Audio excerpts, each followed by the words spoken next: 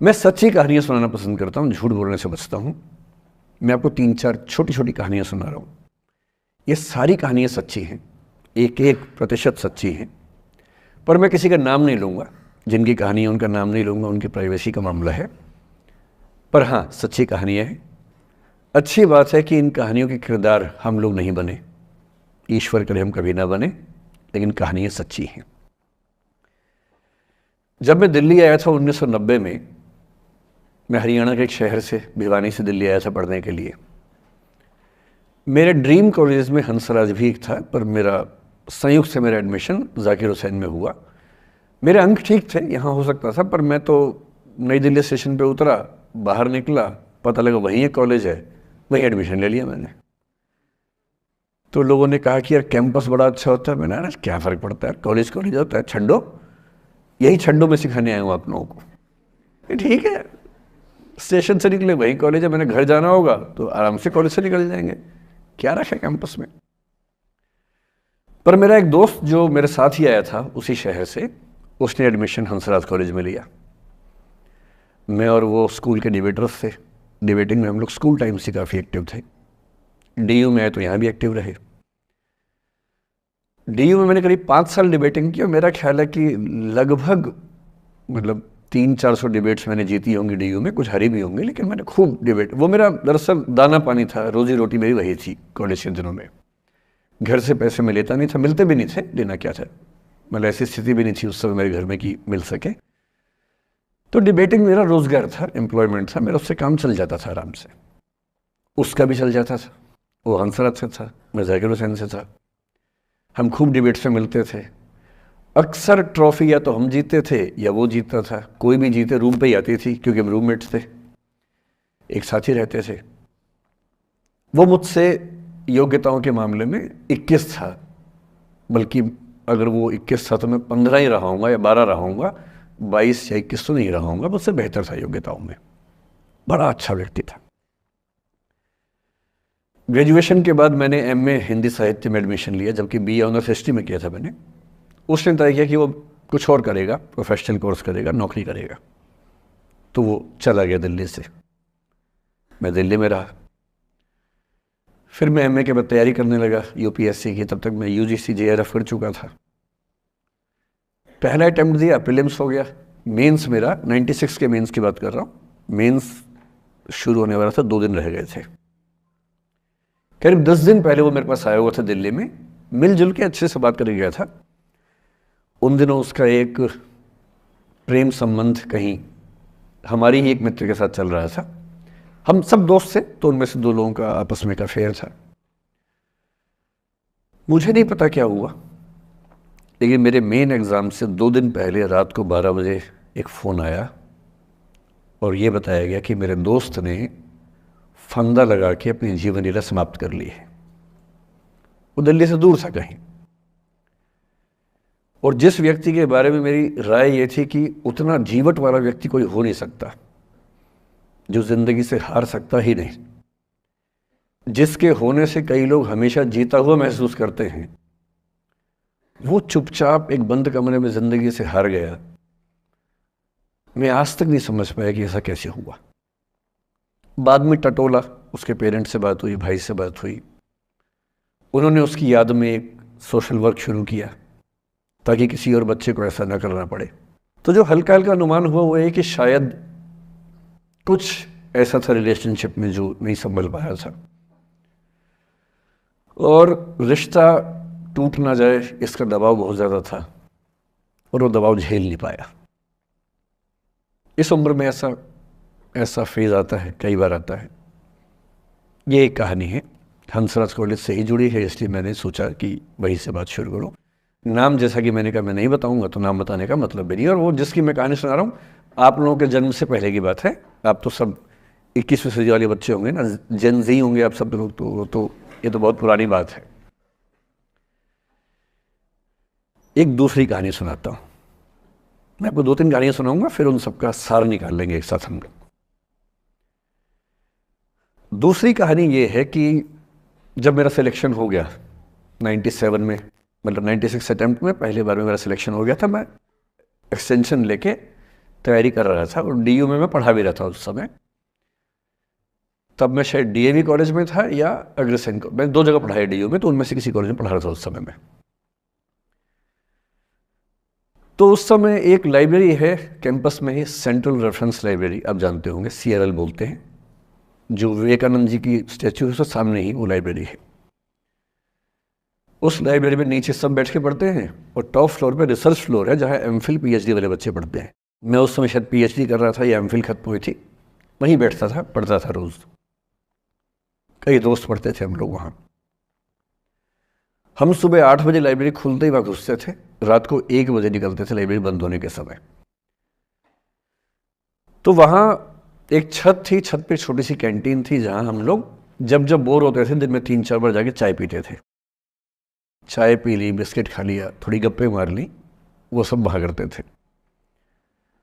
तो वहाँ मेरे बहुत सारे दोस्त थे, उनमें से कई लोग अब बहुत सीनियर सिविल सर्वेंट्स हैं, कुछ लोग प्रोफेसर्स हैं डीयू में। 2 बच्चे थे मुझसे जूनियर, 3-4 साल जूनियर थे, बड़े प्यारे बच्चे थे। मुझे उस समय तक पढ़ाई लिखाई का शौक अच्छा खासा हो गया था, तो वो रोज़ मेरे साथ बैठते थे केवल बात करने के लिए, किसी मुद्दे पर बहस करनी है तो बहस होती थी, समझते थे। फिर मुझे पता लगा कि वो दोनों रिलेशनशिप में हैं, रिश्ते में हैं, दोनों ने शादी भी कर ली। उनकी योजना डीयू में पढ़ाने की थी या सिविल सर्विस की भी थी शायद, पता नहीं। मेरा इंटरेक्शन बहुत ज़्यादा उसके बाद रहा नहीं उनसे, क्योंकि मैं सर्विस में चला गया था। इतने जिज्ञासु बच्चे थे दोनों, इतने जिज्ञासु कि उनसे मिलकर तबीयत खुश हो जाती थी, कि हर चीज़ जानने का मन करता था उनका, हर विषय पढ़ने का मन करता था। एकदम जीवन से भरे हुए बच्चे, आंखों में चमक ऐसे। फिर दोनों की शादी हुई तो मैं शादी में जा नहीं पाया, क्योंकि मेरा रिश्ता सिर्फ लाइब्रेरी में 1 घंटा गप मारने वाला था, उससे ज़्यादा था नहीं रिश्ता उनके साथ। फिर सुनता रहता था कि मैं सब बढ़िया चल रहा है, पढ़ाई कर रहे हैं, तैयारी कर रहे हैं। इंटरकास्ट मैरिज की उन लोगों ने, खूब हंगामा हुआ, दोनों घर में तलवारें खिंच गई, किसी तरह से तलवारें संभाली गई, मैनेज हुआ, दोनों साथ रहने लगे। और फिर 3-4 साल के बाद एक दिन मैंने खबर सुनी कि उस बच्ची ने फंदा लगा के जीवन लीला समाप्त कर ली। ये बात भी दिल्ली विश्वविद्यालय की है, उस दौर के सब लोग इस कहानी को जानते हैं। मेरे ख्याल से ये दोनों कहानी आपकी प्रिंसिपल मैडम जानती होंगी, नहीं ध्यान कर पाएंगे तो मैं उनको जैसे नाम बोलूँगा अकेले में वो तुरंत समझ जाएंगे मैं किसकी बात कर रहा हूँ। मैं आज तक नहीं समझ पाया कि ऐसा क्या हुआ होगा। तो बाद में अनुमान जो हुआ वो ये, इंटरकास्ट मैरिज, परिवार का दबाव, समाज का दबाव, आपस के दबाव, टॉक्सिक रिलेशनशिप, अंत में उस दबाव को न झेल पाना और जीवन समाप्त कर देना, ये हुआ। ये 2 घटनाएं हैं। एक तीसरी घटना ये है कि दिल्ली में आज से 25 साल पहले घटना घटी। आप लोग तब बस पैदा हुए होंगे, घुटनों में चल रहे होंगे, या उससे 5-7 साल पहले की बात रही होगी। ये घटना दिल्ली के सब सीनियर लोग जानते हैं, जिनकी उम्र 35-40 साल है वो सब जानते हैं इस घटना को।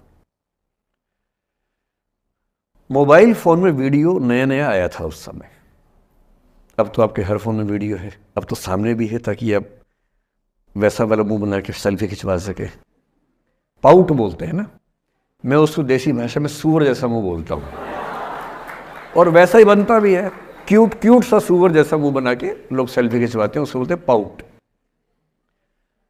तब तो कैमरा फ़ोन में पहली बार आया था, तब लोग अभ्यस्त नहीं थे। अब जैसे आप लोग कितने अभ्यस्त होंगे, हम भी होने लग गए अब तो। अब हम किसी से बात करते हैं तो हम ये एज्यूम करके चलते हैं कि उसने फ़ोन में कुछ ना कुछ ऑन कर रखा होगा, या तो आवाज़ रिकॉर्ड करेगा या वीडियो बनाएगा। तुम कितने केयरफुल होकर बोलते हैं, कितने कॉन्शियस रहते हैं। और सर्विलांस सोसाइटी की सबसे बुरी बात यह है कि हम हमेशा चौकन्ने रहते हैं, हम सहज हो ही नहीं पाते। सहज रूप से 2 लोग बात कर लें, हो ही नहीं पाता। तो मैं तो अपने ऑफिस में कई बार ऐसा करता हूँ, जब हम 3-4 लोग बैठते हैं इनफॉर्मल बातचीत के लिए, हम सब अपना अपना फ़ोन कमरे के बाहर छोड़ के आ जाते हैं, फिर 2 घंटे बात करते हैं, इस भय से मुक्त होके कि कहीं कोई रिकॉर्ड तो नहीं कर रहा। ये हालत है आज की। उस ज़माने में तो फ़ोन थे। मोबाइल फ़ोन आया था भारत में लगभग 1995 के आसपास पहली बार। बड़ा महंगा था, 16 रुपये प्रति मिनट इनकमिंग, 16 रुपये प्रति मिनट आउटगोइंग, ये रेट से उस समय। और फ़ोन वो थे जिनसे आप कील भी ठोक सकते हैं, वैसे वाले फ़ोन थे, बटन वाले फ़ोन थे। नोकिया एक कंपनी थी, उसके फ़ोन हुआ करते थे। उसके 4-5 साल के बाद क्या हुआ, पहली बार किसी कंपनी ने फ़ोन में कैमरा लगा दिया। ये बात उस समय के लोग नहीं समझते थे। जब भी नई तकनीक आती है उसको समझने में टाइम लगता है। जो पहले समझते हैं फ़ायदा उठा लेते हैं, जो थोड़ा लेट समझते हैं वो उसका नुकसान उठाते हैं। उस समय दिल्ली के एक प्रसिद्ध स्कूल में 11वीं-12वीं क्लास के 2 बच्चों में आपस में कोई रिलेशनशिप रही होगी। वो दोनों किसी ऐसी सिचुएशन में थे जो सिचुएशन बहुत ही प्राइवेट किस्म की थी, बहुत निजी किस्म की थी, जिसको पब्लिक नहीं कर सकते। कुछ फिजिकल रिलेशनशिप जैसा मामला था। उस दुष्ट लड़के ने लड़कों के इतिहास को कलंकित, लड़कों का इतिहास वैसे भी कलंकित ज़्यादा है, उसे और कलंकित करते हुए उस पूरे सिचुएशन का वीडियो बना लिया। ऐसे मामलों में दुर्भाग्य है, मैं लड़का हूं इसलिए लड़के पवित्र थोड़ा ना हो जाएंगे। लड़का है, इतिहास कलंकित तो है, उसका वीडियो बना लिया और दुष्टता का चरम स्तर निभाते हुए वो वीडियो अपने एक दोस्त को शेयर कर दिया। ये कहे कि किसी और को दिखाना मत, जैसा कि होता है अफवाहों की दुनिया में। हर अफवाह एक व्यक्ति एक को ही बताता है, ये कहे कि किसी और को मत बताना, और अगला व्यक्ति भी अगले को यही कहे कि बोलता है किसी और को मत बताना। और इस तरह से पूरे शहर को खबर होती है और सबको लगता है कि सिर्फ मुझे पता है। वो वीडियो फैल गया। नए नए फ़ोन आए थे, पर वो फ़ोन कम लोगों के पास थे, कैमरे वाले फ़ोन। तो फ़ोन से कितना फैलता, ज़्यादा नहीं फैला। लेकिन उस समय दिल्ली की एक कुख्यात मार्केट हुआ करती थी, पालिका बाज़ार, अभी भी है, पर तब वो कुछ और कामों के लिए कुख्यात हुआ करती थी। अब तो कपड़े मिलते हैं, तब कपड़ों के साथ कई चीज़ें और मिलती थी वहाँ। जैसे गंदी फिल्मों की सीडी चाहिए हो तो वहाँ मिलती थी, ग्रे मार्केट में, चोरी छिपे। इस वीडियो को सीडी में कन्वर्ट करके लोगों ने वहाँ से खरीदा, लाखों करोड़ों की संख्या में। नए नए टेलीविज़न चैनल प्राइवेट आए थे, और प्राइवेट टीवी चैनल को खबरों की भूख इतनी होती है कि वो खबर के लिए जान दे सकता है और जान ले भी सकता है किसी की। 24 घंटे इस खबर पे, इस चीज़ पर खबरें चल रही थी सारे चैनल्स में कि ये वो लड़का है जिसने ऐसा किया, ये वो लड़की है, ये वो स्कूल है, इस स्कूल की प्रिंसिपल से बात करेंगे, इससे बात करेंगे। वो जो बच्ची थी जिसकी इसमें कोई गलती नहीं थी, सिवाय इसके कि वो किसी एक लड़के से प्रेम करती थी, जो कि उस उम्र में बच्चे कर बैठते हैं। इसके लिए बहुत चिल्लपौनी मचानी चाहिए। बच्चों को आप हर बात पे अपराधी नहीं मान सकते। उस बच्चे की गलती सिर्फ इतनी थी कि उसने अपने दोस्त पे भरोसा किया, जो भरोसे के लायक था नहीं। वो नीच किस्म का व्यक्ति था जिसने उस संबंध की गरिमा को समझा नहीं। उस बच्ची के घर के बाहर 24 घंटे न्यूज़ चैनल से कैमरे खड़े रहे। घर से कोई भी निकले, 50 कैमरे पीछे। आप बताइए आपकी बेटी कैसी है, आप बताइए आपकी बहन कैसी है। अंत में उस पिता ने अपनी बच्ची को इस देश से बाहर भेज दिया। उसके कुछ दिन बाद की जो खबर टीवी चैनल से नहीं दिखाई, उसके पिता ने आत्महत्या कर ली। ये तीसरा इंसिडेंस है। ये सारी खबरें सच्ची बता रहा हूं मैं, इनमें से एक भी झूठ नहीं है। झूठी कहानियों से मोटिवेशन दिया जा सकता है, मैं जानता हूं, पर जब सच्ची कहानियां हैं तो मैं झूठ क्यों बोलूं? सारी सच्ची कहानियां बता रहा हूं मैं आपको। एक चौथी कहानी जो आप में से कई लोगों की होगी। मेरा एक स्टूडेंट है, सिविल सर्वेंट है, सीनियर लेवल पे है, करीब 40 साल का है। उसने आज तक शादी नहीं की। क्या उसकी शादी करने की इच्छा नहीं थी? पूरी इच्छा थी। फिर क्यों शादी नहीं की? भाई कुछ लोग तो होते हैं कि शादी करनी ही नहीं, कोई मिशन है। योगी जी हैं, मोदी जी है, ठीक है, उनका तो मिशन है। ममता जी है, उनका मिशन है। पर जिसका जीवन में ऐसा कोई मिशन नहीं है और जिसको प्रेम करने का मन भी करता हो, वो तो शादी करता है आमतौर पे। उसने शादी क्यों नहीं की जानते हैं? जब वो 25-26 की उम्र में था, जब वो मेरा विद्यार्थी भी था, एक दिन मेरे पास आके बोला कि सर एक बात करना चाहता हूँ। मुझसे मेरे स्टूडेंट्स ऐसी बातें खूब करते हैं पर्सनली आके, अब तो मैं टाइम कम दे पाता हूँ, पहले तो ये सब होता रहता था क्लास के अलावा। एकदम रोता हुआ आया, आंखों में आंसू भरे हुए बहुत सारे। अरे क्या हो गया भाई? तो फिर उसने किसी का नाम बताया कि सर वो ही मेरी स्टूडेंट थी, कि सर उसके साथ रिलेशनशिप थी, उसने धोखा दिया है मुझे। अच्छा, धोखा देने वाली कहानियाँ मुझे बहुत अपील नहीं करती। मेरा मानना है कि दोनों पक्षों की गलतियाँ होती हैं। आप केवल अपने पर्सपेक्टिव से सोच सोच के धोखा करते रहते हैं, ऐसा थोड़ा ना होता है भाई। कुछ तो मजबूरियाँ रही होंगी, कोई यूं ही बेवफा नहीं होता, कुछ तो वजह होगी ना। आप थोड़ा उसकी वजह, उसका भी तो, उसकी कहानी भी तो सुनिए। और मैं जब जब दोनों कहानियाँ सुनता हूँ मुझे लगता है कि मामला ग्रे है। आप किसी एक पे उंगली उठा ही नहीं सकते कि इसने ऐसा किया। दोनों की गलतियाँ होती हैं, ऐसा थोड़ा ना कि एक की होती है। बहरहाल इन भाई साहब को ऐसा लगा कि धोखा हो गया उनके साथ। तो मैंने कहा चलो कोई बात नहीं यार, हो गया तो हो गया, तू नहीं कोई और सही, ऐसा क्या है। इतनी बड़ी दुनिया है, 8 अरब की आबादी अब है, उस समय भी 6-7 अरब तो थी। मैंने कहा 3.5 अरब 350 करोड़ में कोई तो होगी तुम्हारे लिए, ऐसा क्या है, कोई और देखेंगे। पर वो थोड़ा ज़्यादा सेंटिमेंटल था उस समय। धीरे धीरे पता नहीं उसके मन में क्या बैठ गया, उसके मन में ये बैठा कि दुनिया की सारी लड़कियां धोखेबाज होती हैं। ऐसे मूर्खों की कमी नहीं है दुनिया में, ऐसे बहुत मूर्ख हैं। दर्शन की दुनिया में इसे अवैध सामान्यीकरण कहते हैं, इलिसिट जनरलाइजेशन। इसका मतलब बहुत छोटे सैंपल के बेस पे ये समझ लेना कि ये थियरी पूरे ब्रह्मांड पर लागू होती है। एक लड़की ने धोखा दिया, मान लीजिए धोखा दिया, धोखा इसने दिया कि उसने दिया कि किसी ने दिया, जो भी कहानी हो, एक सैंपल से ये मान लेना कि सब ऐसे होते हैं। और उसके बाद से उसने कम से कम 10 बार कोशिश की, 10 लोगों से मिला, बातचीत की शादी के लिए। डेटिंग तो क्या करेगा 40 की उम्र में, लेकिन हाँ बातचीत करके देखा कि शायद रुचियाँ मिल जाएं, स्वभाव मिल जाए तो शादी के बारे में सोचें।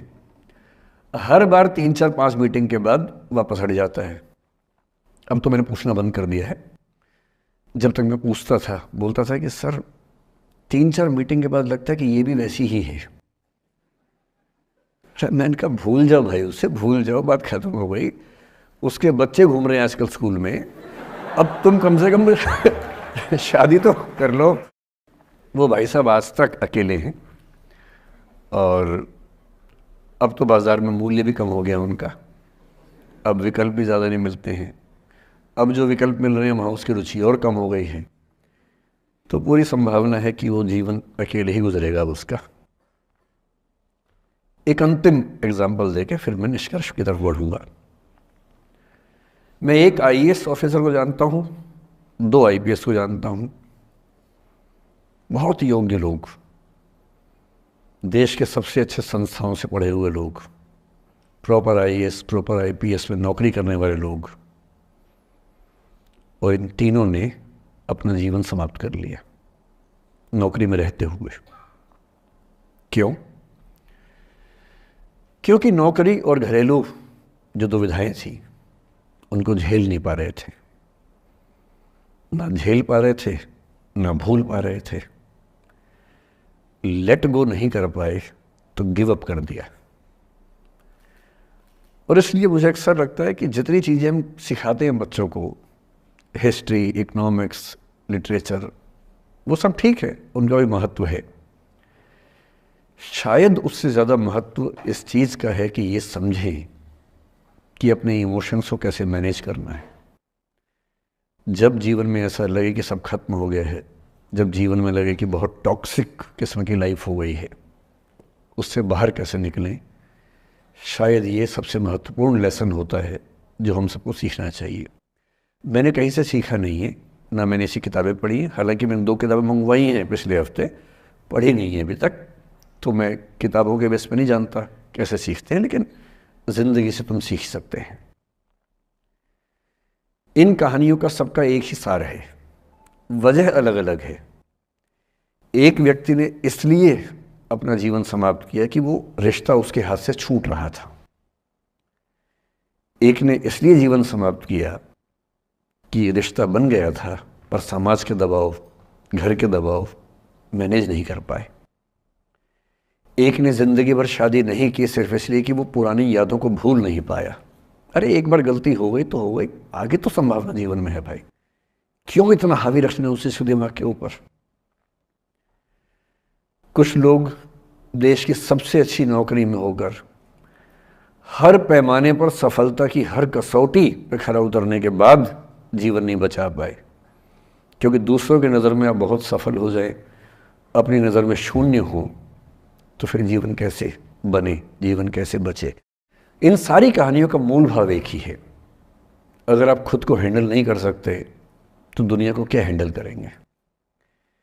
दुनिया को हैंडल करने से पहले खुद को हैंडल करना सीखना पड़ता है, और उसका सबसे आसान जो रामबाण उपाय है उसको बोलते हैं द आर्ट ऑफ लेटिंग गो, जाने दो। वो अफसाना जिसे अंजाम तक लाना न हो मुमकिन, उसे एक खूबसूरत मोड़ देकर छोड़ना अच्छा।